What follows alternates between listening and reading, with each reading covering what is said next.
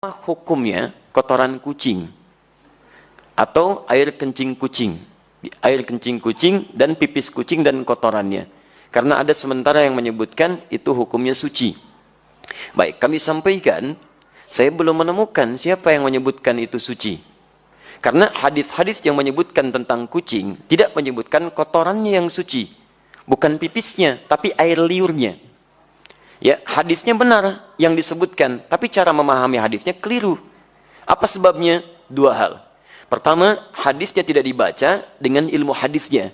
Dalam ilmu hadis ketika akan membaca hadis, selain melihat bahasa hadis, juga melihat asbabul wurudnya.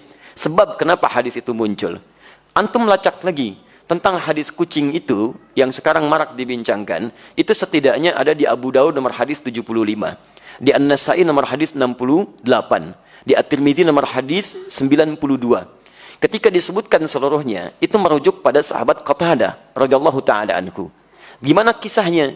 Kisahnya ketika beliau berkunjung ke rumah anaknya, kemudian akan berwudu, menantunya melihat akan berwudu, air yang digunakan dijilat oleh kucing sebelumnya. Begitu dijilat, tetap air wudu itu digunakan oleh beliau. Menantunya bengong.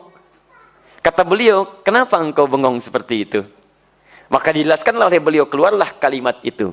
Innaha laisat binajasin wa hiya minat tawafina alaikum. Saya pernah mendengar Rasulullah SAW pernah bersabda, ya, air liur kucing itu tidak najis. Yang disebut air liurnya, bukan kotorannya. Itu tidak najis.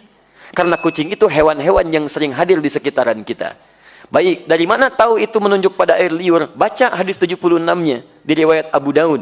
Ya, di situ ada riwayat dari Sayyidah Aisyah radhiyallahu taala anha menyebutkan, karena Rasulullah SAW di riwayatnya, Ra'aitu Rasulullah SAW, saya pernah melihat Rasulullah SAW yatawadda'u bifadlih. Beliau pernah berwudu menggunakan air yang pernah dijilat oleh kucing. Jadi berbicara tentang air liurnya, bukan berbicara tentang kotorannya. Sekaligus ingin membedakan air liur kucing dengan air liur anjing.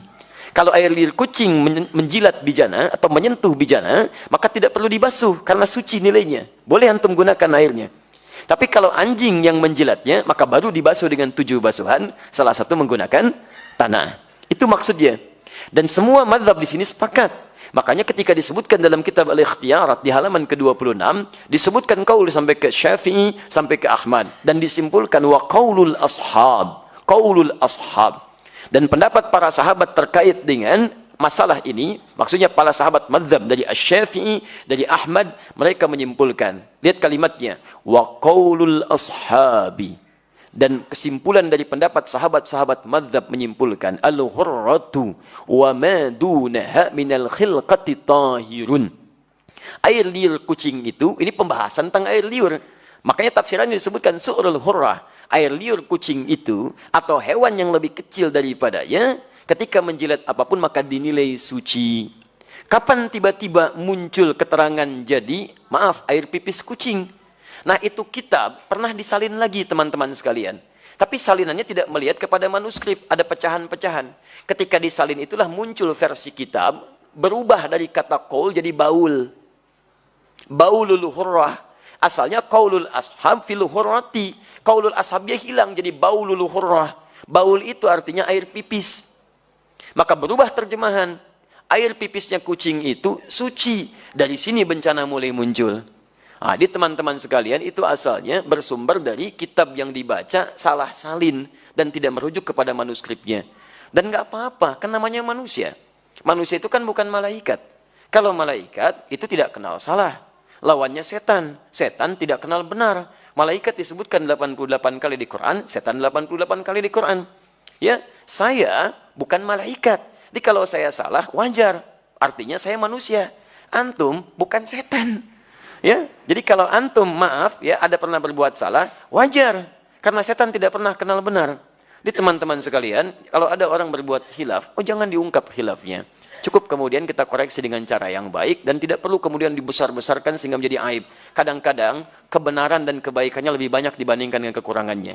Di situ kita bisa bersikap, kata Al-Quran, surah ke-5 ayat ke-8, paling kanan di pertengahan. Ingat baik-baik.